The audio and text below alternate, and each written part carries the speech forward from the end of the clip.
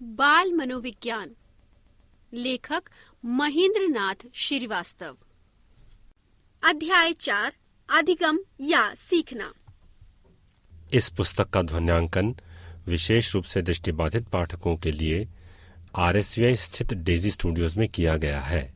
RSVI studios का संचालन rehabilitation society of the visually impaired A303 Gopala apartment, Ram तीर्थ मार्ग, नरही, लखनऊ द्वारा किया जाता है। RSVI का ईमेल आईडी है daisyrsvi@gmail.com। RSVI Daisy forum of India का एक सक्रिय सदस्य है। पुस्तक का ध्वन्यांकन अगस्त 2014 में हुआ और प्रस्तुति सताक्षी गुप्ता की है। नोटिस। यह पुस्तक RSVI लखनऊ द्वारा मुद्रित सामग्री को पढ़ने में अक्षम व्यक्तियों के लिए डेजी डिजिटल ध्वन्यांकित पुस्तक प्रारूप में तैयार की गई है। ये पुस्तक भारतीय कॉपीराइट अधिनियम 1957 के 2012 में हुए संशोधन के अंतर्गत धारा 52(1) ZB के प्राविधानों के तहत विशेष रूप से मुद्रित सामग्री पढ़ने में अक्षम व्यक्तियों को वितरित करने हेतु निर्मित की गई है। केवल मुद्रित सामग्री पढ़ने में अक्षम व्यक्ति ही इस डेजी डिजिटल ध्वन्यांकित पुस्तक का प्रयोग करने के लिए अधिकृत हैं। इस पुस्तक की भविष्य में कोई भी प्रतिकृति मुद्रित सामग्री पढ़ने में सक्षम व्यक्तियों को वितरण करने अथवा व्यावसायिक प्रयोग हेतु पूर्णतः निषिद्ध है तथा ऐसा करना कानूनी कार्यवाही के अंतर्गत आएगा। पृष्ठ 38। अध्याय 4, अधिगम या सीखना। शिक्षा मनोविज्ञान में तो सीखने की प्रक्रिया को सबसे महत्वपूर्ण स्थान प्राप्त है। कुछ जन्मजात प्रवृत्तियों तथा महज प्रतिक्रियाओं के अतिरिक्त मनुष्य के अन्य समस्त व्यवहार सीखे हुए होते हैं। सीखना एक निरंतर चलने वाली प्रक्रिया है। बालक जन्म से ही सीखना प्रारंभ कर देता है तथा मृत्यु पर्यंत कुछ न कुछ सीखता ही रहता है। तत्कालिक परिस्थितियों के अनुसार सीखने की मात्रा घटती बढ़ती है। सीखने की प्रक्रिया सार्वभौमिक होती है। इसके लिए कोई समय सीमित व निश्चित नहीं होता है। बालक कहीं भी किसी भी स्थान समय पर कुछ न कुछ सीखता ही रहता है। मनोवैज्ञानिक भाषा में सीखने को अधिगम की संज्ञा से संबोधित किया जाता है। सीखने के फलस्वरूप ही व्यक्ति अपने व्यवहार का परिकरण करता है। व्यवहार का आधार उद्दीपन तथा अनुक्रिया है। इस क्रिया प्रतिक्रिया को हम इस प्रकार स्पष्ट करने का प्रयास करते हैं।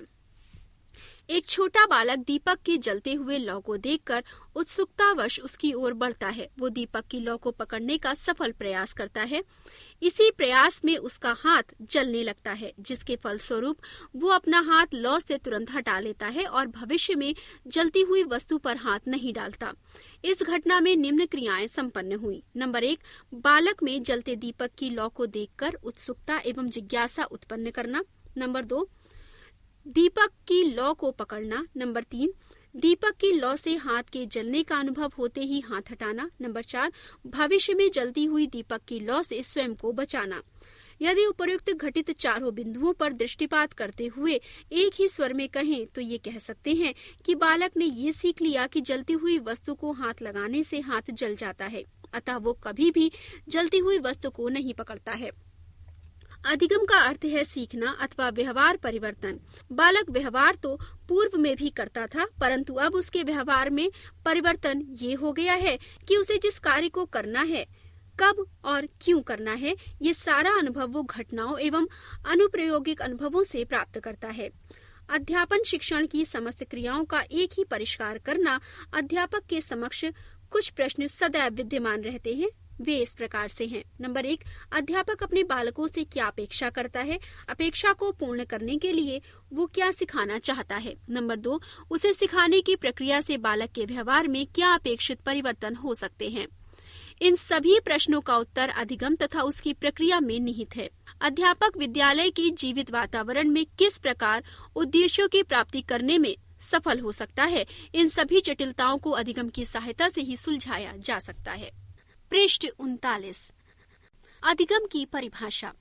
अधिगम या सीखना सामान्यतया एक लगने वाली संज्ञा मानी जाती है, परंतु मनोवैज्ञानिक भाषा में विभेद किया गया है, जो मनोवैज्ञानिकों द्वारा दिए गए परिभाषाओं से स्पष्ट है। J.P. गिलबोर्ट के अनुसार व्यवहार के कारण व्यवहार में परिवर्तन ही अधिगम है। According to J.P. Guilford, learning is any change in behavior resulting from behavior. Woodworth के अनुसार नवीन ज्ञान तथा नवीन प्रतिक्रियाओं का अर्जन करने की प्रक्रिया अधिगम की प्रक्रिया है. According to Woodworth, the process of acquiring new knowledge and new responses is the process of learning. Gates एवं अन्य के अनुसार अनुभव तथा प्रशिक्षण के द्वारा व्यवहार का उन्नयन अधिगम है. According to Gates and others, learning is the modification of behavior through experience and training. Calvin के अनुसार पहले से निर्मित व्यवहार में अनुभवों द्वारा हुए परिवर्तनों को अधिगम कहते हैं. According to Calvin, learning is the modification of our ready-made behavior due to experience. Crow एवं क्रो के अनुसार आदतों, ज्ञान तथा अभिवृत्तियों का अर्जन ही अधिगम है. According to Crow and Crow, learning is the acquisition of habits, knowledge and attitudes. प्रेसी के अनुसार अधिगम एक अनुभव है जिसके द्वारा कार्य में परिवर्तन या समायोजन होता है तथा व्यवहार की नई विधि प्राप्त होती है. According to Pressy, learning represents experience that leads to the change of adjustment in performance and to the acquisition of new ways of behaving. Charles E Skinner के अनुसार व्यवहार के अर्जन में उन्नति की प्रक्रिया को अधिगम कहते हैं. According to C.E. Skinner, learning is the process of processing behavior adaptation. पृष्ठ 40. उपर्युक्त परिभाषाओं से स्पष्ट है कि नंबर 1, अधिगम का अर्थ व्यवहार परिवर्तन है. नंबर 2, अधिगम व्यवहार का संगठन है. नंबर 3, अधिगम नवीन प्रक्रिया की पुष्टि है. वास्तविकता ये है कि व्यवहार परिवर्तन, व्यवहार संगठन तथा पुष्टिकरण में कोई भी एक कारण अधिगम के लिए पूरी तरह उत्तरदायी नहीं है. अधिगम का स्वरूप तभी निश्चित होता है जबकि सभी क्रियाएं पूर्णतः को प्राप्त करती हैं. इस प्रकार अधिगम की परिभाषा होनी चाहिए. अधिगम मानव के मूल प्रत्यात्मक व्यवहार में संशोधन है जिसका संचालन निश्चित आधार पर होता है और उसकी पुष्टि नवीन क्रियाओं द्वारा संपन्न होती है. अधिगम को प्रभावित करने वाले कारक. अधिगम की प्रक्रिया अनेक कारकों से प्रभावित होती रहती है. अधिगम की क्रिया किसी विशेष प्रतिकारक के प्रभाव से संचालित नहीं होती. उसका संचालन प्रक्रिया को प्रभावित करने वाले अनेक कारक करते हैं. किसी ज्ञान तथा क्रिया को सीखने के लिए प्रतिकारकों की उचित व्यवस्था अति आवश्यक होती है. ये प्रतिकारक इस प्रकार से हैं. बालक का शारीरिक एवं मानसिक स्वास्थ्य. स्वस्थ शरीर में ही स्वस्थ मस्तिष्क का विकास होता है. ये उक्ति काफी महत्वपूर्ण है. शारीरिक दृष्टि से स्वस्थ एवं परिपक्व बालक सीखने में रुचि लेते हैं तथा वे शीघ्रता से नवीन तथ्यों को सीख लेते हैं. इसके विपरीत कमजोर, अस्वस्थ बालक शारीरिक व मानसिक कठिनाई होने के साथ सीखने में कठिनाई का अनुभव करते हैं. छोटी कक्षाओं में पढ़ने वाले बालकों के लिए शारीरिक व मानसिक स्वास्थ्य का विशेष प्रयास परिलक्षित होता है. मानसिक रूप से स्वस्थ बालक स्वस्थ व परिपक्व होता है. मानसिक रूप से स्वस्थ व परिपक्व बालकों में सीखने की क्षमता तीव्र होती है. बुद्धिमान तथा तीव्र बुद्धि वाले छात्र कठिन बातों को शीघ्रता तथा संरचना से सीख लेते हैं. मानसिक रोग से पीड़ित या कम बुद्धि वाले बालक मंद गति से तथा कई प्रयास के उपरांत नवीन बातों को सीख पाते हैं. बड़ी कक्षाओं के छात्रों को सीखने में उनकी बुद्धि तथा मानसिक स्वास्थ्य का विशेष महत्व होता है. परिपक्वता बालकों को सीखने में काफी योगदान करता है. परिपक्व बालक सीखने में विशेष रुचि लेते हैं. वे नवीन तथ्यों तथा परिलताओं को अल्प समय में सीख लेते हैं, जबकि अपरिपक्व बालक उसी तथ्यों को काफी विलंब से तथा विशेष प्रयासों के पश्चात ग्रहण कर पाते हैं. अधिगम की इच्छा. बालक की इच्छा किसी भी विषय को समझने में काफी महत्वपूर्ण होती है. अधिगम किसी भी व्यक्ति की इच्छा पर निर्भर होता है. यदि बालक को किसी समय को सीखने की प्रबल इच्छा होती है तो वो प्रतिकूल परिस्थितियों में भी उस बात को सीख लेता है, जबकि इसके विपरीत यदि कोई बालक किसी तथ्य को सीखने में रुचि नहीं ले रहा है तो उसे जबरदस्ती अनुकूलन परिस्थिति होते हुए भी नहीं सिखाया जा सकता. इसलिए अध्यापक, अभिभावकों को बालकों में दृढ़ इच्छा शक्ति उत्पन्न कराया जाना चाहिए. पृष्ठ 41. प्रेरणा. सीखने की प्रक्रिया में प्रेरणा का मुख्य योगदान रहा है. बालक को यदि किसी कार्य के लिए प्रेरित नहीं किया जाता है तो वह सीखने में रुचि नहीं लेगा. अध्यापक को चाहिए कि वो पाठ्य पढ़ाने से पूर्व छात्रों को उस विषय में प्रेरणा दे, तो बालक उस पाठ को अधिक सफलता से ग्रहण करेगा. प्रेरणा से छात्रों में महत्वाकांक्षा उत्पन्न होती है। प्रशंसा व प्रोत्साहन के द्वारा तथा प्रतिद्वंदिता व महत्वाकांक्षा की भावना उत्पन्न करके बालकों को प्रेरित कर अधिगम कराया जा सकता है। विषय का स्वरूप। अधिगम की प्रक्रिया पर विषय सामग्री के स्वरूप का भी प्रभाव पड़ता है। विषय सामग्री की व्यक्तिगत उपदिष्टता भी सीखने में महत्वपूर्ण योगदान देती है। यदि सीखने वाली विषय सामग्री बालक के लिए व्यक्तिगत उपयोग तथा महत्व रखती है तो बालक उसे सरलता से सीख लेता है। छात्र तथा अध्यापक के होते हुए भी कोई क्रिया उस समय तक नहीं सिखाई जा सकती जब तक ये ज्ञात न हो कि अध्यापक को क्या सिखाना है। क्या सिखाना ही पाठ्यक्रम या विषय वस्तु है। विद्यालय में जो कुछ सिखाया जाता है वो पाठ्यक्रम होता है। पहले पाठ्यक्रम की रुचि प्रायः पुस्तकों से समझी जाती है। अब खेलकूद, भ्रमण, सांस्कृतिक कार्यक्रम आदि पाठ्यक्रम के अंग बन गए हैं। वातावरण। अधिगम वातावरण से अधिक प्रभावित होता है। वातावरण बाह्य हो या आंतरिक, घर का हो या समुदाय का, विद्यालय का हो या कक्षा का, अधिगम का वातावरण ठीक है तो क्रिया सीखने में कठिनाई नहीं होती। कक्षा में प्रकाश, वायु का प्रबंध, सफाई आदि बाह्य वातावरण की सृष्टि करते हैं। शांत, सुविधाजनक, नेत्रप्रिय, उचित प्रकाश के वातावरण में बालक प्रसन्नता से एकाग्रचित्त होकर सीखता है। इसके विपरीत शोरगुल वाले, अनाकर्षक तथा असुविधाजनक वातावरण में बालक में सीखने की प्रक्रिया मंद हो जाती है। बालक जल्दी ही थकान का अनुभव करने लगता है। विषय वस्तु उबाऊ एवं बोझ युक्त प्रतीत होने लगती है। छात्रों को किसी भी क्रिया या ज्ञान को सीखने के लिए ये आवश्यक है कि वे मानसिक रूप से तैयार हों, अर्थात अध्यापक को चाहिए कि वो उनके लिए मनोवैज्ञानिक परिस्थिति उत्पन्न करे। सीखने की प्रक्रिया। किसी भी क्रिया को किस प्रकार संपन्न किया जाता है इसके परिणाम स्वरूप अधिगम प्रभावित होता है। यद्यपि मनोवैज्ञानिक अधिगम की प्रक्रिया के संपादन पर मतैक्य नहीं है। अधिगम की प्रक्रिया चाहे जिस भी ढंग से संपादित की जाए, परंतु ये बात अपनी जगह सत्य है कि बालक किसी भी क्रिया को अपने ढंग से ग्रहण करता है। पृष्ठ 42। शारीरिक व मानसिक थकान। बालक की शारीरिक व मानसिक थकान सीखने की प्रक्रिया में बाधा उत्पन्न करती है। थकान की स्थिति में बालक पूर्ण मनोयोग से सीखने की क्रिया में रत नहीं हो पाता है तथा उसका ध्यान विकेंद्रित हो जाता है, जिससे सीखना संदिग्ध हो जाता है। प्रातःकाल बालक स्फूर्त युक्त रहते हैं, जिसके कारण प्रातःकाल बालक को सीखने में एकाग्रता व सुगमता रहती है। धीरे धीरे बालकों की स्फूर्ति में शिथिलता आ जाती है, जिसके कारण बालकों के सीखने की गति मंद हो जाती है। अतः बालकों के पढ़ने की समय सारणी बनाते समय विश्राम की व्यवस्था रखने का भी ध्यान रखा जाना चाहिए, जिससे छात्र विश्राम कर पुनः मानसिक व शारीरिक रूप से स्फूर्त होकर सीखने की क्रिया में पुनः मनोयोग से रत हो सके। अधिगम की प्रभावशाली विधियां। अधिगम के लिए अनेक प्रकार की प्रभावी विधियां प्रयोग में लाई जाती हैं, जो इस प्रकार से हैं। नंबर 1, करके सीखना। करके सीखने में व्यक्ति किसी कार्य को अपने आप क्रियान्वित करता है, परिणाम स्वरूप वो कार्य को सीख जाता है। नंबर 2, परीक्षण करके सीखना।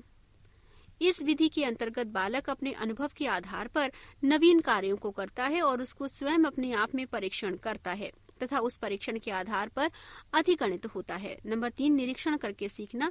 इस विधि के अंतर्गत बालक किसी वस्तु को ध्यान पूर्वक देखता है और फिर अपने स्तर से क्रियान्वित करता है। इस प्रकार बालक निरीक्षण करके सीख जाता है। नंबर 4, वाचन विधि। इस विधि के अंतर्गत बालक विषय वस्तु को सस्वर उच्चारण करता है और इसी सस्वर उच्चारण करते करते विषय वस्तु को सीख लेता है। नंबर 5, अनुकरण विधि। अनुकरण विधि में बालक किसी दूसरे व्यक्ति के क्रियाकलापों को अपने में ढालता है। परिणाम स्वरूप इसी अनुकरण से बालक उस क्रियाकलाप से अधिगम ग्रहण कर लेता है। नंबर 6, वाद विवाद विधि।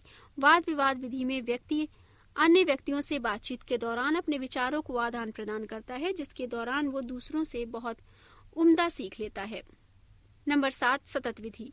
सतत या अविराम विधि में बालक लगातार एक ही पाठ को दोहराकर याद कर लेता है। नंबर 8, अंतराल विधि। इस विधि में बालक अपनी सुविधा अनुसार पाठ को कई भागों में विषयकृत कर थोड़े समय में याद कर दोहराता जाता है। नंबर 9, प्रयास एवं त्रुटि विधि। प्रयास एवं त्रुटि विधि सीख में व्यक्ति अंतर्दृष्टि के द्वारा कार्य करने का प्रयास करता है तथा अनवरत प्रयास से सीखता है। पृष्ठ 43। नंबर 10, पूर्ण विधि। पूर्ण विधि में पाठ को एक साथ एक बार में संपूर्ण दोहरा कर याद किया जाता है। नंबर 11, अंश विधि। अंश विधि में पाठ को सुविधानुसार कुछ अंशों में बांटकर एक एक भाग को क्रमशः अध्ययन किया जाता है। नंबर 12, सम्मेलन व विचार गोष्ठी विधि। इस विधि के अंतर्गत बालक किसी आयोजित सम्मेलन व विचार गोष्ठी में अनेक विचारों को सुनकर हृदयंगम करता है और नए नए विचार विधियों विषय वस्तुओं को सीखता है। नंबर 13, समूह अधिगम। इन अधिगम के अंतर्गत बालक अपने सभी साथियों के समूह के साथ खेल में भाग लेता है और उसके दौरान अनेक तथ्यों को सीखता है। उपर्युक्त सीखने की विधियां बालक में एकांकी न होकर संयुक्त रूप से अधिकांशतः पाई जाती हैं। इनमें से केवल एक विधि को अन्य से श्रेष्ठ कर कहना समीचीन नहीं है। पाठ्य सामग्री बालक की शारीरिक व मानसिक स्थिति तक। प्रोजेक्ट विधि। प्रोजेक्ट पद्धति इस पुस्तक की तथा अकर्मव्य पद्धति का एक खुला विद्रोह है, क्योंकि इस पद्धति द्वारा बच्चों का सावधानी पूर्वक परीक्षण किया जाता है। इन्हें संसार की यथार्थताओं का उचित ज्ञान कराया जाता है। वर्तमान शिक्षा शास्त्री का कहना है, इस पुरानी पद्धति को छोड़ो, बच्चों के सम्मुख वास्तविक जीवन संबंधी कोई आयोजन करो ताकि बच्चे इस कार्य को कर सकें तथा इसके परिणामों का निरीक्षण कर सकें। ये पद्धति शिक्षणालय से सामान्य वातावरण का भी विरोध करती है, क्योंकि ये योजना रहित वातावरण होता है। इनमें न तो सजीवता होती है और न ही श्रेष्ठ जीवन यापन के लिए उत्सुकता। परिभाषा J.A. स्टेवसन के अनुसार प्रयोजन एक समस्या मूलक कार्य है जिसे प्राकृतिक वातावरण में पूरा किया जाता है। ब्लैडर्ड के अनुसार प्रोजेक्ट वास्तविक जीवन का अंश होता है जिसे शिक्षणालयों में प्राप्त किया जाता है। प्रोजेक्ट विधि अधिगम योजना पद्धति मनोवैज्ञानिक शिक्षा पद्धति के सिद्धांतों पर निर्भर है जो निम्नवत हैं। जीवन से संबंधित जब शिक्षा व्यवहारिक रूप धारण करती है तो ये जीवन से जुड़ी रहती है। बच्चों को वास्तविक जीवन में आने वाली समस्याओं का परिचय प्राप्त होता है। विषयों में समन्वय। ये पद्धति पाठ्यक्रम को एकता प्रदान करती है। पाठ्यक्रम के विषयों को एक दूसरे से नितांत भिन्न न समझकर उन्हें एक दूसरे का पूरक अथवा सहायक समझा जाता है। पृष्ठ 44 नागरिकता के लिए प्रशिक्षण प्रदान करती है। ये पद्धति बच्चों में अनावश्यक गुण जैसे सहिष्णुता, आत्मनिर्भरता, उदारता इत्यादि उत्पन्न करती है। श्रम की महत्ता। ये पद्धति श्रम की महत्ता पर बल देती है। विद्यार्थी अपने हाथों से कार्य करते हैं तथा वे हर प्रकार के कार्य में अभ्यस्त हो जाते हैं। वे स्वयं कार्य करने में ही महानता का अनुभव करते हैं। स्वच्छंद वातावरण। अपने ही द्वारा निर्वाचित प्रोजेक्ट पर बच्चे बहुत ही उत्साह तथा खुशी से कार्य करते हैं। वातावरण पूर्णतः स्वतंत्र होता है और बच्चे भिन्न भिन्न कार्य करते हुए थकते नहीं हैं। समस्या समाधान मूलक। ये रटने तथा बहुत अधिक समय तक कार्य का विरोध करती है। ये समस्या के समाधान पर बल देती है। ये बच्चों में चिंतन तथा तर्क शक्ति का निर्माण करती है। अनुशासन की समस्या का हल। चूंकि बच्चे अपने अपने कार्य में व्यस्त रहते हैं अतः उन्हें समाज विरोधी कार्य करने का समय ही नहीं मिलता। प्रभावी वातावरण। शिक्षा प्राप्ति तभी सफल तथा प्रभावपूर्ण हो सकती है यदि इस कार्य में बच्चों में संतोष तथा आनंद की प्राप्ति हो। जब बच्चे अपने कार्यों का प्रदर्शन करें तो उन्हें अतीव आनंद प्राप्त होता है। अभ्यास द्वारा ही शिक्षा स्थायी और प्रभावपूर्ण होती है। इस पद्धति में बच्चे क्रियाशीलता द्वारा शिक्षा प्राप्त करते हैं अतः क्रियाशीलता बच्चों को समुचित अभ्यास का अवसर प्रदान करती है। अन्य वातावरणीय कारकों के अनुरूप कोई भी विधि प्रासंगिक हो सकती है जिसका तात्पर्य वास्तव में स्मरण करने की विधियों से है तथा प्रायः वाचिक अधिगम के लिए इन विधियों का प्रयोग किया जाता है। सीखने का वक्र। सीखना एक निरंतर प्रक्रिया है परंतु सीखने की प्रक्रिया प्रत्येक समय समान नहीं हो सकती। सीखने की मात्रा तथा समय में परस्पर संबंध को चित्रांकित करने पर जो संबंध प्राप्त होता है वो वक्रात्मक आकृति प्रस्तुत करता है। उसे अधिगम वक्र से संबोधित किया जाता है। अधिगम वक्र समय के साथ सीखने वाली सफलता का ज्ञान होता है। अधिगम वक्र सभी बालकों में एक समान नहीं होता। ये विभिन्न प्रकार का होता है। ये वक्र निम्न कई प्रकार का होता है। जैसे कि अधिगम वक्र जिस प्रकार का होता है वो निर्भर करता है उस इकाई पर जिसे हम वक्राकृत कागज पर अंकित करना चाहते हैं। अधिगम की क्रिया अनेक प्रकार से संपादित होती है। इसी प्रकार अधिगम वक्र को भिन्न भिन्न प्रकार से प्रदर्शित किया जा सकता है। अधिगम पर अधिमानक, विषय विधि आदि द्वारा प्रभावित किए जाते रहते हैं। मनोवैज्ञानिकों ने अधिगम वक्रों को कई रूपों में व्यक्त किया है। पृष्ठ 45 नंबर 1, ऋणात्मक उन्नति सूचक वक्र। इस प्रकार के वक्र में अधिगम की क्रिया में आरंभ में अधिक गति दिखाई देती है। अभ्यास के बढ़ने के साथ साथ उन्नति की गति शिथिल पड़ती जाती है। वर्गाकृत कागज पर जब चित्र उभर कर आता है तो वो ऋणात्मक उन्नति वक्र सूचक कहलाता है। इस वक्र को घटनशील उपलब्धि वक्र अथवा उन्नोत्तर वक्र भी कहते हैं। नंबर 2, धनात्मक उन्नति सूचक वक्र। इस प्रकार के वक्र में उन्नति की गति कम होती है। बाद में उन्नति की गति में अभ्यास के साथ साथ वृद्धि होती है। इस प्रकार के वक्र को वर्धनशील उपलब्धि वक्र अथवा नतोदर वक्र भी कहते हैं। नंबर 3, सरल रेखीय वक्र। इस वक्र को समानुपलब्धि वक्र या निष्पादन वक्र अथवा रेखीय त्वरण वक्र भी कहा जाता है। जब समय के साथ साथ अधिगम की मात्रा में समान रूप से वृद्धि होती है तब सरल रेखीय वक्र प्राप्त होता है। सरल रेखीय वक्र प्रायः बहुत कम परिस्थितियों में पाया जाता है। नंबर 4, मिश्रित प्रकार का वक्र। वास्तव में नतोदर अथवा उत्तरोदर वक्र का मिश्रित रूप पाया जाता है। इस प्रकार के अधिगम वक्रों में अधिगम प्रयासों से प्रारंभ तथा अंत में प्रति प्रयास अधिगम की मात्रा कम होती जाती है, जबकि बीच के प्रयासों में प्रति प्रयास अधिगम की मात्रा अधिक होती है। अधिगम के पठार। अधिगम की प्रक्रिया में एक ऐसी स्थिति अवश्य आती है जब सीखने की गति में कोई प्रगति दिखाई नहीं पड़ती है। ये स्थिति ही पठार कहलाती है। अधिगमकर्ता को सीखने का अभ्यास क्यों न कराया जाए, परंतु उसके सीखने में कोई प्रगति नहीं होती। रैक्स एवं नाइट के अनुसार सीखने के पठार तब आते हैं जब व्यक्ति सीखने की एक अवस्था में पहुंचकर दूसरी में प्रवेश करता है। स्किनर ने पठारों के बारे में उल्लेख किया है। पठार क्षैतिज प्रसार हैं जिससे उन्नति का बोध होता है। पठार की अवधि कब तक हो सकती है वो अधिगमकर्ता के वैयक्तिक भिन्नता पर निर्भर करता है। सोरेनसन के अनुसार सीखने की अवधि में पठार साधारणतया कुछ दिनों, सप्ताहों या महीनों तक रहते हैं। अधिगम के पठार कारण। अधिगम की प्रक्रिया में पठार के आने के कई कारण हो सकते हैं जो निम्नवत हैं। नंबर 1, अभ्यास का अभाव। अधिगम की प्रक्रिया अभ्यास के बिना पूर्णतः नहीं प्राप्त कर सकती है। अभ्यास का अभाव ही पठार का कारण बन जाता है। पृष्ठ 46। नंबर 2, गलत क्रम। यदि शिक्षण विधि का क्रम गलत है तो भी पठार के निर्माण में सहयोग करता है। जैसे किसी बालक को 2 अंकों के जोड़ व घटाव का ज्ञान प्राप्त नहीं कराया गया और उसे गुणा अथवा भाग का ज्ञान कराने से कोई समुचित लाभ हो सकता है। नंबर 3, प्रेरणा का अभाव। किसी विषय वस्तु को भलीभांति समझाने हेतु उचित भूमिका उत्पन्न करना आवश्यक होता है। अध्यापक जिन विषयों के छात्रों में प्रेरणा उत्पन्न किए बिना पढ़ा देता है उनके प्रति छात्र गंभीर नहीं होते हैं।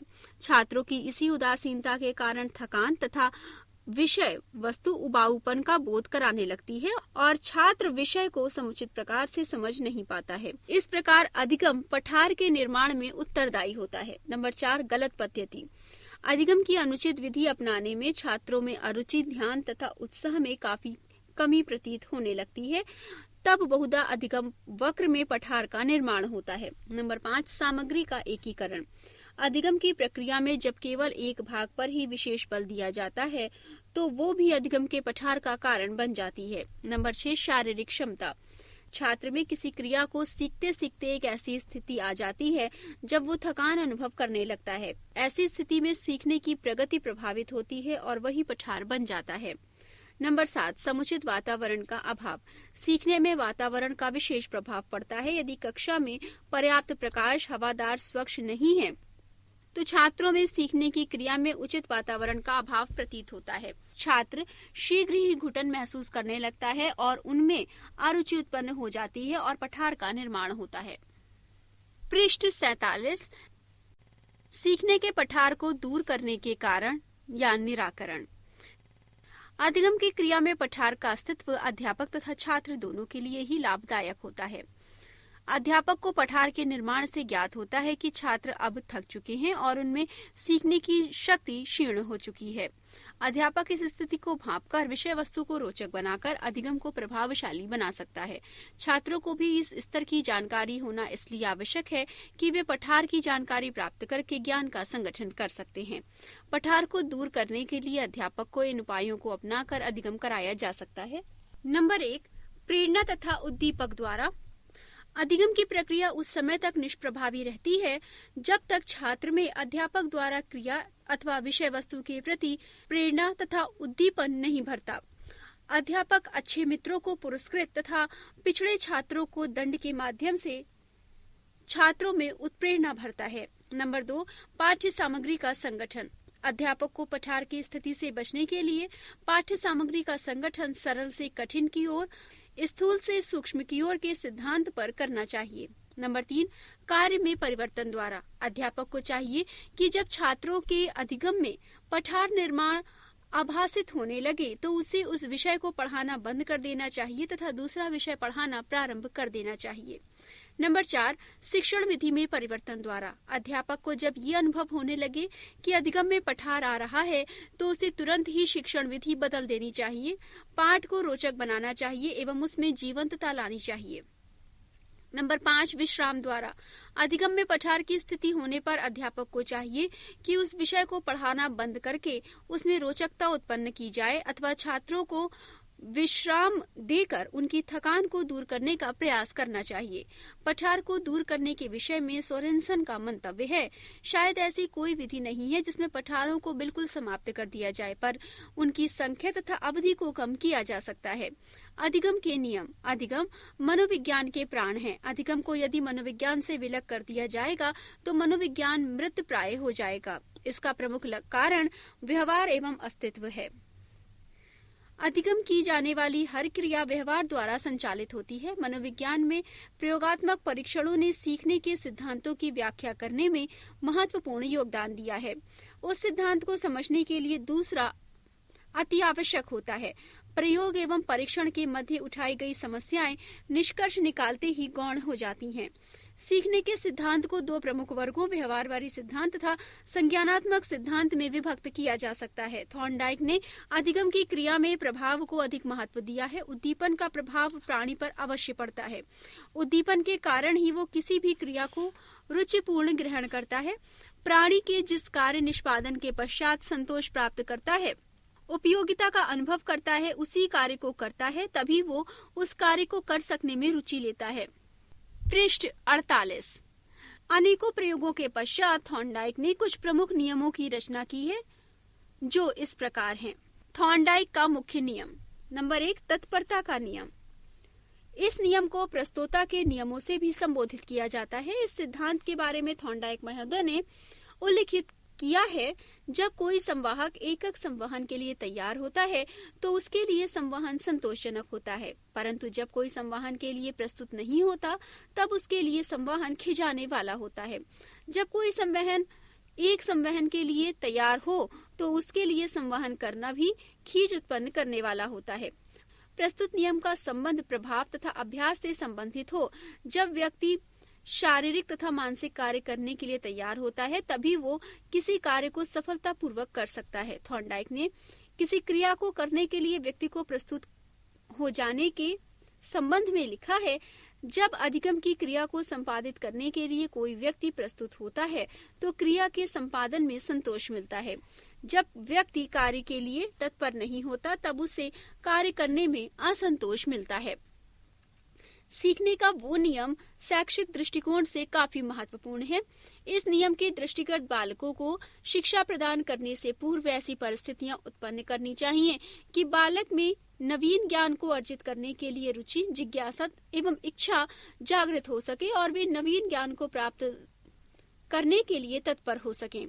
इस नियम को शैक्षिक दृष्टि से ऐसे स्पष्ट किया जा सकता है। नर्सरी कक्षा के बालक को पुस्तक पढ़ना तथा अक्षर ज्ञान देना इसलिए कठिन होता है कि वे शारीरिक एवं मानसिक रूप से इस योग्य नहीं होते कि वे पुस्तक पढ़ सकें। इसी प्रकार 6 माह के शिशु को चलना इसलिए नहीं सिखाया जा सकता कि वे भी शारीरिक रूप से चलने में उपयुक्त नहीं होते हैं।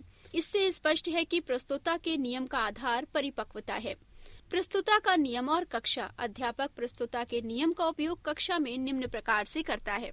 नंबर 1, अध्यापक को चाहिए कि वो अपनी कक्षा में बालकों को नवीन ज्ञान देने से पूर्व मानसिक रूप से तैयार करे। इस मानसिक तैयारी में उसे बालकों के व्यक्तिगत भेदों पर भी ध्यान देना चाहिए।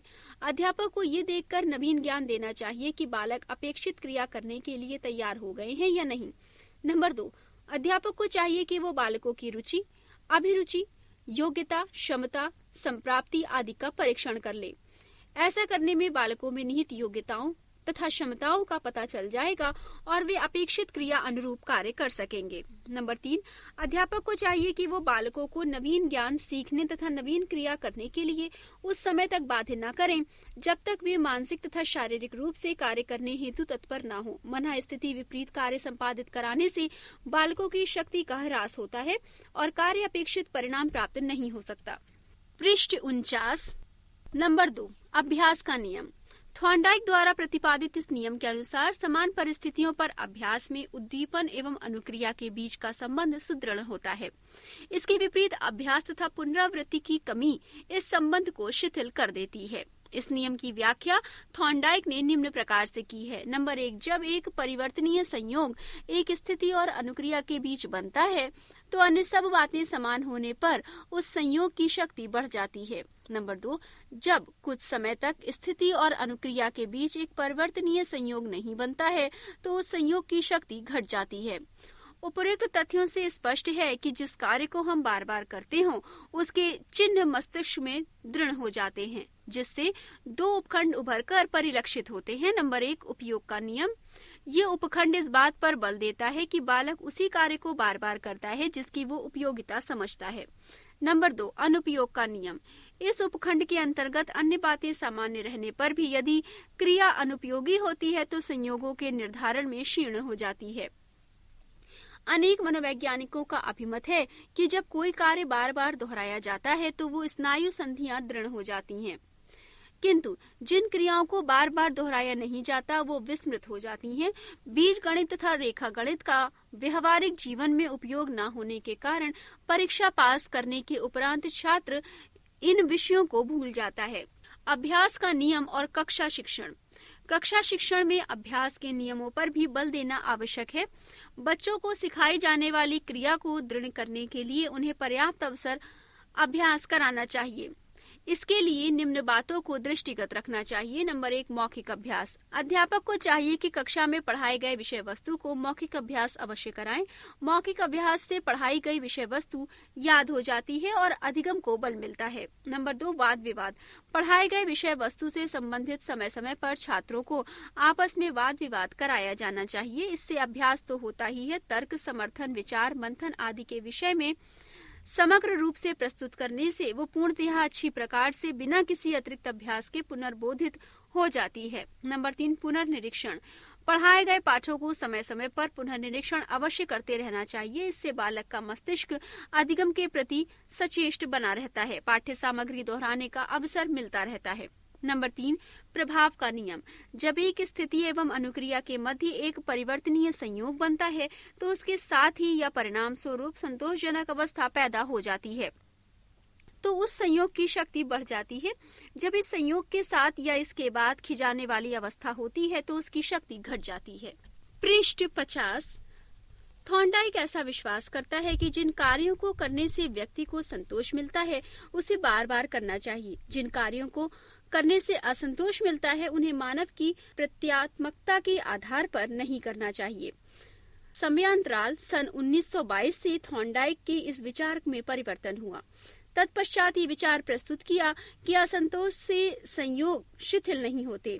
पशुओं को नवीन क्रिया संचालित करने हेतु चोट पहुंचाई जाती है। कालांतर में वे स्थायी रूप से उस क्रिया को सीख जाते हैं, जिससे स्पष्ट होता है कि प्रभाव के नियम में बारंबारता तथा तत्क्षणिकता न हो तो प्रभाव के नियम में शिथिलता आ जाती है। यहाँ एक बात स्पष्ट करना आवश्यक है, वो ये, जब किसी संयोग पर शक्तिशाली प्रभाव पड़ता है तो उसे पुष्टिकारक प्रभाव कहा जाता है। पुष्टिकारक प्रतिक्रिया संवेदी सुखों से बिल्कुल स्वतंत्र है। वास्तव में ये भी हो सकता है कि कोई दुख ही इस प्रतिक्रिया का आरंभ करे। पुष्टिकारक प्रतिक्रिया तर्क संगत या निभ्रांत नहीं होती, बहुत अधिक चयनात्मक होती है। वो व्यक्ति के शब्दों को चुन सकता है, और उसके अनुसार कार्य कर सकता है और उसकी आसान और शारीरिक गति को या वो जो कुछ देख रहा है उसे सर्वथा अछूता छोड़ सकता है। पुष्टिकारक प्रतिक्रिया अक्सर मस्तिष्क में विद्यमान किसी ऊपरी नियंत्रण, किसी इच्छा या प्रणोदन या प्रयोजन या प्राणी के तत्कालीन सक्रिय स्व की तंत्रिका का संबंधी आधार के अद्भुत प्रतीत होता है। प्रभाव के नियम और कक्षा शिक्षण। थॉर्नडाइक द्वारा प्रस्तुत प्रभाव के नियम का अधिगम पर प्रभावकारी नियम माना गया है। सामान्यतः विद्यालयों में प्रभाव के नियम का उपयोग इस प्रकार से किया जाता है। नंबर 1, शिक्षण विधि। शिक्षण विधि का प्रभाव अधिक होता है। छात्र ये कहते सुने जाते हैं कि अमुक अध्यापक अपना विषय बहुत अच्छी तरह पढ़ाते हैं। अमुक शिक्षक की कक्षा में छात्र बैठना पसंद नहीं करते, बैठते भी हैं तो कक्षा में उबाऊपन महसूस करने लगते हैं। और इसकी सीधी सी व्याख्या है कि अध्यापक को नवीन ज्ञान देने से पहले उचित ढंग से छात्रों को पूर्व ज्ञान से जोड़ते हुए नवीन ज्ञान हेतु शिक्षण विधि अपनानी चाहिए। नवीनता, रोचकता आदि उत्पन्न करने के लिए ये आवश्यक है कि वो शिक्षण विधि की अनुकूलता पर विचार करे। नंबर 2, मानसिक स्तर। अध्यापक में विद्यालयी क्रियाएं छात्रों के मानसिक स्तरानुकूल करनी चाहिए। अधिकांशतः विद्यालयों में वैयक्तिक भेदों का ध्यान नहीं रखा जाता है। ये ध्यान न रखा जाना अधिगम को सफल नहीं बनाता। अनुभव के आधार पर यह कहा जा सकता है कि जो क्रियाएं छात्रों के मानसिक स्तर के अनुकूल होती हैं, उनमें छात्रों को सफलता मिलती है। नंबर 3, छात्रों में प्रोत्साहन। थॉर्नडाइक का प्रभाव का नियम जिस ढंग से प्रस्तुत किया गया है उसका आधार प्रोत्साहन अथवा प्रेरणा है। अध्यापक किसी कार्य को सीखने के लिए जब तक छात्रों को प्रेरणा नहीं देगा, सीखी जाने वाली क्रिया के लिए ये प्रभावित नहीं होगा। क्रिया की संपन्नता के पश्चात अध्यापक को चाहिए कि प्रभाव को स्थायी बनाने के लिए पुरस्कार तथा दंड की व्यवस्था करे। दंड तथा पुरस्कार से प्रभाव दृढ़ एवं स्थायी हो जाते हैं। नंबर 4, संतोषप्रद अनुभव।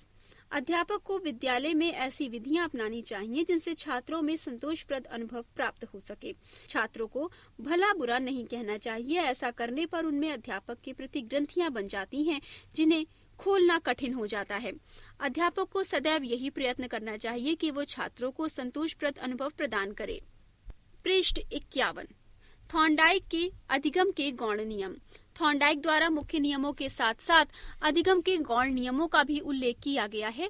ये उपनियम किसी न किसी रूप से मुख्य नियम अधिगम के गौण नियमों की सहायता करते हैं। ये इस प्रकार से हैं। नंबर 1, मानसिक स्थिति। इस नियम का संबंध अधिगम की मानसिक स्थिति से है। ये नियम प्रस्तुता के नियम का अंश है। यदि छात्र मानसिक रूप से किसी क्रिया को सीखने को तैयार नहीं है तो वे नवीन कार्य तथा तत्संबंधी क्रिया को नहीं सीख सकेंगे। यदि छात्रों को थकान का अनुभव हो रहा है तो भी वे पढ़ाई में मन न लगा सकेंगे। अध्यापक को नवीन ज्ञान देते समय छात्रों को मानसिक एवं संवेगात्मक रूप से तैयार कर लेना चाहिए जिससे अधिगम भी क्रिया सफलतापूर्वक संपन्न किया जा सके। नंबर 2, आंशिक क्रिया। इस नियम के अंतर्गत विषय वस्तु को छोटी छोटी अनेक उपक्रियाओं में विभक्त कर लिया जाता है। बालकों को छोटे छोटे खंडों में विभक्त कर पाठ्य को पढ़ाना चाहिए। इससे समय की बचत होती है। अध्यापक को ये प्रयास करना चाहिए कि बालकों को क्रिया द्वारा शिक्षा दी जाए। नंबर 3, सातमीकरण। इस नियम के अंतर्गत क्रिया को जीवन से संबंधित किया जाता है। इस नियम का आधार पूर्व ज्ञान तथा पूर्वानुभव है। शिक्षक को शिक्षण करते समय बालक की समानता तथा असमानता का जीवन से संबंध बताना आवश्यक है। पढ़ाए गए विषयों का संबंध दैनिक जीवन की क्रियाओं से जोड़ने पर पाठ का सातवीकरण हो जाता है और बालक उससे अच्छी तरह सीख लेते हैं। नंबर 4, बहुविधि अनुक्रिया। इस नियम का आधार है छात्रों से अनेक प्रकार की अनुक्रियाएं प्राप्त करना। इस नियम का मूल है अभ्यास का नियम। किसी विषय को प्रारंभ करने से पूर्व छात्रों से समस्या से संबंधित प्रश्न पूछे जाते हैं। छात्र उनका उत्तर देते जाते हैं। ये उत्तर अनेक होते हैं और इनमें व्यर्थ के उत्तर कम होते जाते हैं और छात्र अध्यापक की सहायता से सही उत्तर देने लगते हैं। इस नियम में अध्यापक द्वारा मार्ग प्रदर्शन को अधिक महत्व दिया जाता है। नंबर 5, साहचर्य परिवर्तन। इस नियम के अंतर्गत प्राप्त ज्ञान का उपयोग अन्य परिस्थितियों में किया जाता है।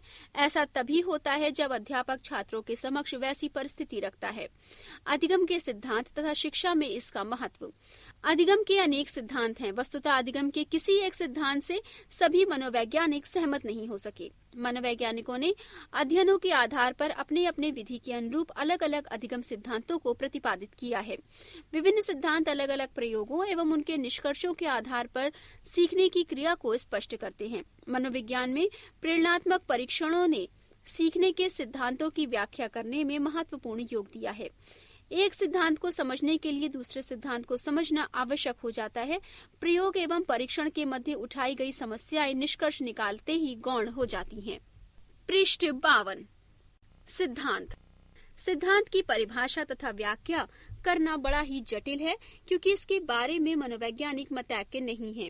विभिन्न सिद्धांतों की तुलनात्मक स्थिति से ही निष्कर्ष का आकलन किया जा सकता है। मनोविज्ञान की शब्दावली में इसको क्रमबद्ध व्याख्या कहते हैं। सिद्धांत के 3 कार्य होते हैं। नंबर 1, सिद्धांत ज्ञान के विस्तृत भंडार को सारांश रूप में प्रस्तुत करता है। सारांश करते समय ज्ञान की विशुद्धता समाप्त हो जाती है। नंबर 2, ये ज्ञान में भूमि तक पहुंचने वाला साधन है। अधिगम हो रहे अनुसंधान का विश्लेषण आदि इसी क्षेत्र में होता है। इसके अंतर्गत अनुसंधान कार्य अपना मत प्रस्थापित करता है। नंबर 3, अधिगम के सिद्धांत अधिगम के सृजनात्मक प्रयास को प्रस्तुत करते हैं। ये हमें अधिगम में कैसे और क्यों का उत्तर देते हैं। शिक्षा का महत्व। सिद्धांत बालकों के सीखने सिखाने की प्रक्रिया को सहज बनाने में उपयोगी सिद्ध होता है। शिक्षक को बालकों के सम्मुख सीखने की परिस्थितियां इस प्रकार से प्रस्तुत करनी चाहिए कि बालक सीखने में तथा सीखने के उपरांत मुख एवं संतोष का अनुभव करे। बालक किसी भी प्रक्रिया से गुजरने के उपरांत स्वयं इसके परिणाम की अनुभूति करके किसी निष्कर्ष पर पहुंचते हैं। मंदबुद्धि बालकों को पढ़ाने में इस सिद्धांत तथा सीखने के नियम का प्रभावशाली ढंग से उपयोग किया जा सकता है। गंभीर चिंतन वाले विषयों गणित, विज्ञान, दर्शन, समस्या समाधान आदि के अध्ययन में विशेष उपयोगी है। थॉर्नडाइक का प्रयास एवं त्रुटि का सिद्धांत। इस सिद्धांत को प्रतिपादक प्रसिद्ध मनोवैज्ञानिक एडवर्ड एल थॉर्नडाइक ने प्रस्तुत किया है। ये सिद्धांत मूलतः उद्दीपक अनुक्रिया पर आधारित है। इस सिद्धांत के अनुसार जब कोई उद्दीपक प्राणी के समक्ष प्रस्तुत होता है तब ये आगे प्रतिक्रिया करता है। प्रतिक्रिया के संतोषजनक क्रियान्वयन पर उसका संबंध विशेष उद्दीपक से ही हो जाता है, जिसके कारण प्रतिक्रिया की गई है। इस सिद्धांत के अनुसार सीखना प्रयास व त्रुटि का परिणाम होता है, इसलिए इस सिद्धांत को प्रयास व त्रुटि अधिगम का सिद्धांत भी कहा जाता है। थॉर्नडाइक का प्रयोग। थॉर्नडाइक एक अमेरिकी मनोवैज्ञानिक था तथा इन्होंने बिल्लियों, चूहों तथा मुर्गियों पर अनेक प्रयोग किए। इस प्रकार से उसके सीखने का संबंध अर्थात उद्दीपक, अनुक्रिया या सिद्धांत तथा सीखने के नियमों का प्रतिपादन किया। थॉर्नडाइक ने अपने मत की पुष्टि के लिए एक भूखी बिल्ली को एक संदूक में बंद कर दिया। ये संदूक इस प्रकार बनाया गया था कि अंदर की सिटकनी पर पैर पड़ते ही वो स्वयं खुल जाए। संदूक के बाहर मछली का टुकड़ा रखा गया। वो मछली का टुकड़ा इस प्रकार रखा गया कि बिल्ली खाने को देख व सूंघ सके तथा उसे प्राप्त करने के लिए प्रयास कर सके। भूखी बिल्ली उस पिंजरे से बाहर निकलने के लिए उछल कूद मचाना शुरू कर रही थी। मछली का टुकड़ा बाहर देखकर बिल्ली को बहुत परेशानी हुई और वो प्रयत्न करने लगी कि किस प्रकार संदूक खोलकर बाहर आए और बाहर रखे भोजन को ग्रहण कर सके। उसने संदूक से बाहर निकलने के लिए उछल कूद मचानी शुरू कर दी। उछल कूद तथा विभिन्न बटनों को दबाने की प्रक्रिया में संयोग से उसका पैर उस सिटकनी पर पड़ गया, जिससे पिंजरे का दरवाजा खुलता था। पृष्ठ 53। पिंजड़ा या संदूक खुल गया और बिल्ली बाहर आ गई। मछली का टुकड़ा खाकर उसने अपनी भूख मिटाई। थॉर्नडाइक ने शीघ्रता से दूसरे प्रयास के लिए ये प्रयोग बिल्ली पर कई बार दोहराया। इस प्रयोग में कार्य के प्रयत्नों की संख्या अधिक रही, जो धीरे धीरे कम होती गई। एक स्थिति ऐसी भी आई जब बिल्ली ने बिना कोई भूल किए पहली ही बार में सिटकनी दबाकर संदूक को खोल दिया। थॉर्नडाइक ने इस प्रकार अनेक प्रयोग किए और कहा कि सीखने की प्रक्रिया एक क्रमिक प्रक्रिया है। उसके अनुसार बिल्ली ने सही अनुक्रिया को करना अनेक प्रयासों में धीरे धीरे स्थापित किया। बिल्ली द्वारा पिंजरा खोलने की प्रक्रिया में निम्न परिस्थितियां प्रस्थापित हुई। नंबर 1, चालक। इस प्रयोग में भूख ने चालक का कार्य किया, जिसे पिंजरे के बाहर रखे भोजन ने अधिक सक्रिय किया। नंबर 2, लक्ष्य। इस प्रयोग में पिंजरे से बाहर आकर भोजन प्राप्त कर भूख को मिटाना ही बिल्ली का लक्ष्य था। नंबर 3, अवरोध। इस प्रयोग से बिल्ली को पिंजरे में बंद करके रखना ही बिल्ली के लक्ष्य की प्राप्ति में अवरोध था। नंबर 4, अनियमित क्रियाएं। पिंजरा खोलने का तरीका जाने बिना बिल्ली ने अनियमित क्रियाएं करके बाहर आने का प्रयास किया। नंबर 5, सफलता। लगातार अनेक प्रयासों के पश्चात संयोगवश बिल्ली ने पिंजड़े का दरवाजा खोलने में सफलता प्राप्त कर ली। नंबर 6, उचित अनुक्रिया का क्षण। अनेक प्रयास करने के बाद बिल्ली ने सिटकनी को दबाने के सही तरीके ज्ञात कर बिना भूल किए सिटकनी को खोलने में सफलता प्राप्त कर ली। नंबर 7, सुदृढ़ीकरण। अंत में बिल्ली ने सभी गलत अनुक्रियाओं का त्याग करते हुए सिटकनी को दबाकर खोलने के ढंग को सीख लिया। इस प्रकार सही अनुक्रिया को सुदृढ़ किया। इस प्रयोग को मानव जीवन में घटित किया जा सकता है। बालक को साइकिल चलाना सीखना है, वो बार बार प्रयत्न करता है, साइकिल से गिरता है, कई बार उसे हैंडल पकड़ने व पैडल मारने में भूल होती है, गिरता है, चोटें खाता है और अंत में एक परिस्थिति ऐसी भी आती है जब वो बिना किसी विशेष प्रयत्न के साइकिल पर चढ़ना सीख जाता है। इन प्रयोगों में बार बार गलतियां हुई, बार बार उन्हें सुधारने का प्रयास किया गया। इसलिए इस मत को अन्वीक्षा एवं विश्राम विधि द्वारा अधिगम करना भी कहा गया है। अनुकूलित अनुक्रिया का सिद्धांत। अनुकूलित अनुक्रिया का अर्थ है अस्वाभाविक उत्तेजना के प्रति स्वाभाविक क्रिया का उत्पन्न होना। जैसे एक बालक अपना बस्ता लिए बाजार के रास्ते विद्यालय जा रहा है। रास्ते में हलवाई की दुकान पड़ती है। दुकान में सजी हुई रंग बिरंगी मिठाइयां लगी हुई हैं। बच्चा मिठाई को देखकर लालचग्रस्त हो जाता है, उसकी लार टपकने लगती है। धीरे धीरे ये एक स्वाभाविक क्रिया बन जाती है। अतः जब अस्वाभाविक उत्तेजना के प्रति स्वाभाविक क्रिया होती है तो वो अनुकूलित अनुक्रिया सिद्धांत कहलाता है। इस सिद्धांत का प्रतिपादन सन 1904 में रूसी शारीरिक शास्त्री I.P. पावलोव ने किया था। उनके अनुसार अधिगम की क्रिया प्रतिक्रिया से प्रभावित होती है। पृष्ठ 54। श्री लेस्टर एडरसन ने इस सिद्धांत की व्याख्या करते हुए कहा है कि अनुकूलित अनुक्रिया नाम से प्रसिद्ध इस प्रयोग के महत्वपूर्ण तत्व सुविख्यात हैं। एक खास उद्दीपक फलस्वरूप जो प्रतिक्रिया आमतौर पर होती है उसे छांट लिया जाता है। तत्पश्चात ये माना जाता है कि ये उद्दीपन अनुक्रिया प्राणी की मूल प्रवृत्ति का एक अंग है। अब मूल उद्दीपन के साथ एक नया उद्दीपन दिया जाता है। कुछ समय बाद जब मूल उद्दीपन को हरा दिया जाता है तब ये देखा जाता है कि नए उद्दीपन से भी वही अनुक्रिया होती है जो मूल उद्दीपन से होती है। इस प्रकार अनुक्रिया नए उद्दीपन के साथ अनुकूलित हो जाती है। पावलोव ने इस सिद्धांत की पुष्टि में अनेक प्रयोग किए। इसने इसका प्रयोग कुत्तों पर किया। उन्होंने ध्वनि रहित कक्ष तैयार किया तथा कुत्ते पर प्रयोग प्रारंभ किया। इस प्रयोग का लक्ष्य था पाचन की क्रिया का अध्ययन करना, परंतु कभी कभी अनेक नवीन उपलब्धियां अचानक ही प्राप्त हो जाती हैं। ऐसी ही घटना पावलोव के साथ भी हुई। पाचन क्रिया का अध्ययन करते करते अधिगम के सिद्धांत का निरूपंग हो गया।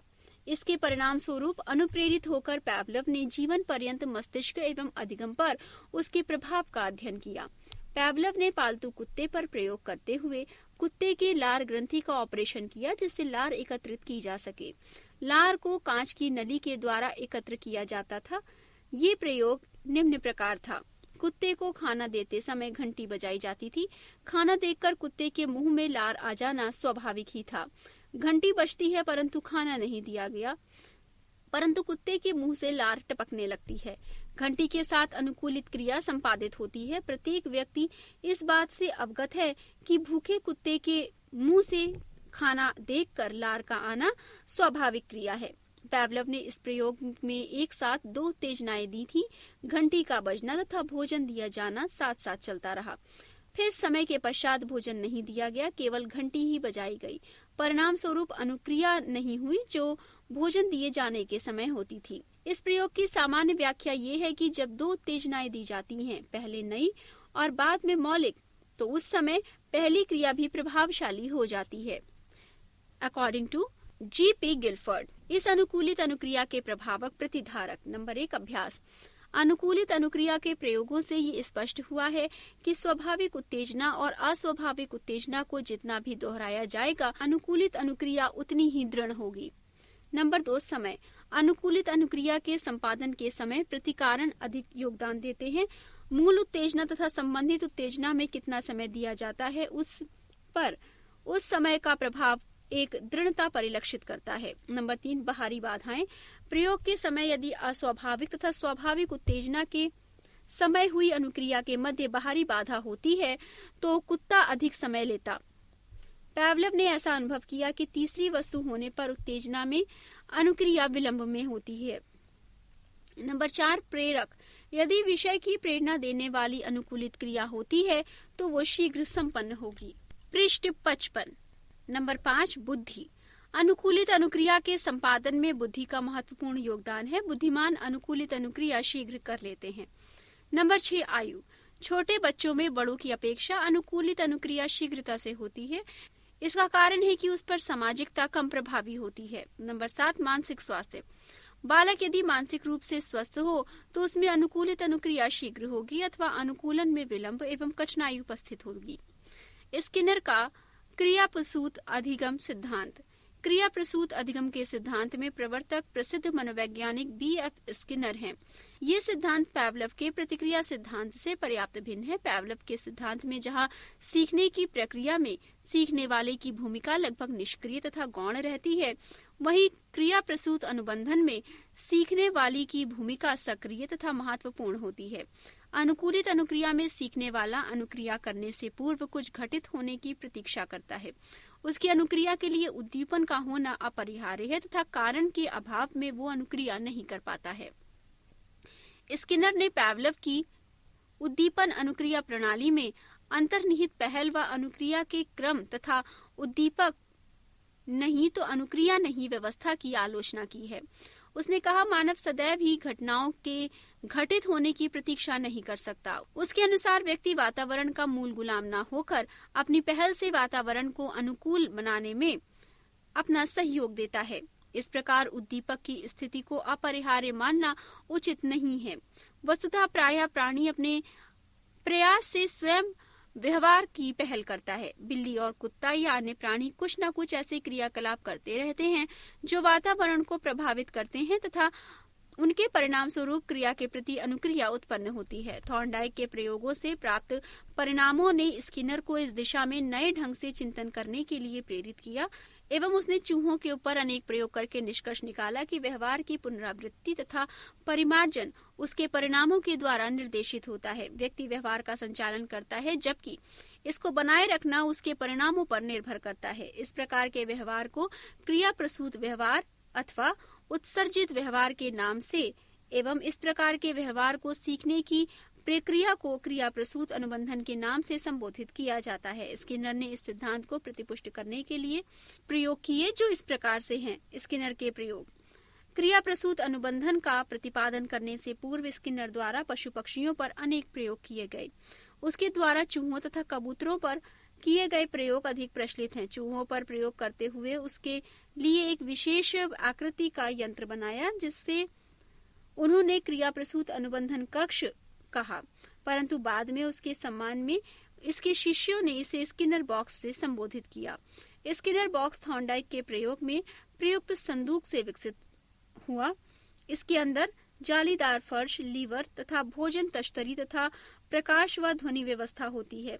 इस बॉक्स के भीतर लीवर दबाने पर प्रकाश अथवा किसी विशेष प्रकार की आवाज होने के साथ साथ भोजन तश्तरी में थोड़ा सा आ जाता है। प्रयोग में अवलोकनों को अक्षरोधित करने के लिए लीवर का संबंध एक ऐसी लेखन व्यवस्था से होता है जो प्रयोग के दौरान समय के साथ साथ लीवर दबाने की आवृत्ति में संचयी ग्राफ के रूप में अंकित होती है। पृष्ठ 56।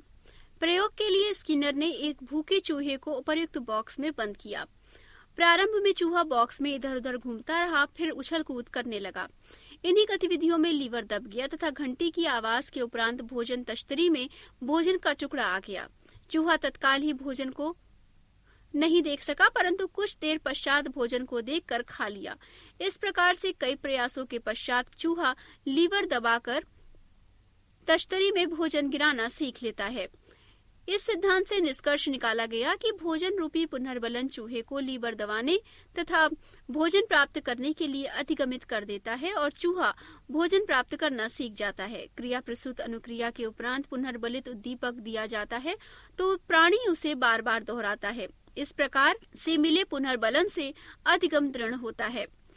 अपने अन्य प्रयोगों में स्किनर ने घंटी की आवाज की जगह क्षणिक प्रकाश होने की व्यवस्था करके इस प्रयोग को दोहराया कबूतरों पर प्रयोग करने के लिए स्किनर ने कबूतर बॉक्स नामक उपकरण तैयार किया, जिसमें कबूतर अपनी चोंच के द्वारा बॉक्स में लगी एक कुंजी पर चोंच मारकर कुंजी को दबाने से भोजन का दाना प्राप्त करता है। अपने विभिन्न प्रयोगों से प्राप्त परिणामों के आधार पर स्किनर ने अधिगम के क्रिया प्रसूत सिद्धांत को प्रस्तुत किया। क्रिया प्रसूत अनुबंध सिद्धांत से स्पष्ट है कि ऐसी अधिगम प्रक्रिया जिसमें पुनर्वलन के द्वारा किसी अनुक्रिया के दोहराए जाने की प्रायिकता बढ़ाई जाती है। यह अधिगम ऐसे क्रिया प्रसूत व्यवहार को सीखने में सहायता करता है जो व्यवहार किसी ज्ञात उद्दीपक से अनिवार्य रूप से संबंधित नहीं होता है। कोहलर का सूझ या अंतर्दृष्टि सिद्धांत। कोहलर ने पूर्णाकारवाद में अंतर्दृष्टि को इस प्रकार बताया है। एक अधिक तकनीकी अर्थ में अंतर्दृष्टि का अर्थ हल को एकाएक पकड़ लिया है, जिससे एक ऐसी प्रक्रिया आरंभ होती है जो परिस्थिति के अनुसार चलती है और हल प्रयत्न ज्ञान के क्षेत्र संख्या के संदर्भ में होता है। अंतर्दृष्टि की पुष्टि के लिए कोहलर ने सुल्तान नामक चिंपैंजी पर प्रयोग किया। यद्यपि उसने अपने प्रयोग कुत्तों तथा मुर्गियों पर भी किए, परंतु उसका ये प्रयोग काफी प्रसिद्ध रहा। कोहलर ने अपने प्रयोग को निम्न पदों में विभक्त किया है। नंबर 1, सुल्तान को पिंजड़े में बंद किया, पिंजड़े में डंडा रख दिया और पिंजड़े के बाहर केला। सुल्तान ने केले को प्राप्त करने के लिए अनेक प्रयत्न किए, परंतु उसे सफलता न मिली। निराश होकर बैठ गया। कुछ देर बाद उसने अचानक डंडा उठाया और उसके द्वारा केला अपने पास खिसका लिया। नंबर 2, दूसरे पद में कोहलर ने पिंजड़े में 2 ऐसे डंडे रख दिए जो आपस में जोड़े जा सकते थे। केला उतनी दूरी पर था कि डंडे की सहायता से उसे प्राप्त नहीं किया जा सकता था। अनेक प्रयत्नों के पश्चात उसने दोनों डंडों को जोड़ लिया और केला प्राप्त कर लिया। पृष्ठ 57, प्रश्न बैंक। दीर्घ उत्तरीय प्रश्न। नंबर 1, अधिगम से आप क्या समझते हैं? इसको प्रभावित करने वाले कारकों का उल्लेख कीजिए। नंबर 2, परिपक्वता व शारीरिक एवं मानसिक थकान अधिगम को किस प्रकार प्रभावित करते हैं? स्पष्ट कीजिए। नंबर 3, पावलोव की अतिक्रिया के सिद्धांत पर प्रकाश डालते हुए विवेचना कीजिए। नंबर 4, थॉर्नडाइक के मुख्य एवं गौण नियमों पर प्रकाश डालिए। नंबर 5, प्रोजेक्ट विधि से आप क्या समझते हैं? स्पष्ट कीजिए। लघु उत्तरीय प्रश्न। नंबर 1, सीखने के वक्र से आप क्या समझते हैं? नंबर 2, धनात्मक उन्नति सूचक वक्र की व्याख्या कीजिए। नंबर 3, अधिगम के पठार के कारणों का उल्लेख कीजिए। नंबर 4, अधिगम के पठार को परिभाषित करते हुए किसी एक की परिभाषा दीजिए। नंबर 5, मिश्रित प्रकार का वक्र पर टिप्पणी कीजिए। अति लघु उत्तरीय प्रश्न। नंबर 1, सीखने के पठार को दूर करने हेतु किन्हीं 2 बिंदुओं को दर्शाइए। नंबर 2, प्रयास एवं त्रुटि के सिद्धांत के प्रतिपादक कौन है? नंबर 3, अनुकूलित अनुक्रिया का अर्थ क्या है? नंबर 4, खाना देखकर कुत्ते के मुंह में लार आना रिक्त स्थान है। विकल्प है स्वाभाविक या अस्वाभाविक। नंबर 5, कुत्ते पर प्रयोग किया गया है पावलोव, कोहलर, थॉर्नडाइक या स्किनर द्वारा। नंबर 6, क्रिया प्रसूत अनुबंधक का प्रतिपादन किसके द्वारा किया गया है?